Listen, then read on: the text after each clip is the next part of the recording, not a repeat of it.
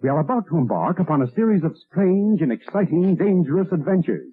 Adventures that will lead us to all parts of the world. Hello and welcome to another Bad Comic Review. This time we are looking at X-O Manowar, Unconquered, Issue 4. This is a 2023 miniseries from Valiant, written by Becky, Cloonan, and Michael Conrad, art by Liam Sharp, letters by Troy Peteri, edited by Alyssa Hawkins. I have cover B by Bob Hall. It's an okay cover, but it doesn't tell you anything about what's going on in the book at all, which is really disappointing. And the fact you really can't see the face on Manowar, it really kind of hurts it, I think. His positioning a little off, but it's not a bad pinup. It just doesn't really sell the book. Now, around this time, Alien Books was helping Valiant out, so we actually got to have the miniseries get completed. And this is a fairly thick book. At least it seems that way until you realize there's about 10 pages of ads in the back. So Arik is still on this Romanus ship, trying to figure out what to do. The seer that he is trying to help shows him the engine of the ship, and there's a deep, dark secret buried there. And when he tries to do something about that, things go kind of wrong, and he ends up fighting a bunch of the Romanus guys, but the Man of War armor is still really screwed up, so he's only pushing himself to his limits to try and disable the engine and free some slaves, and it's not going well at all. In fact, a lot of people end up in a very worse situation, and it's not looking good for our hero either. So we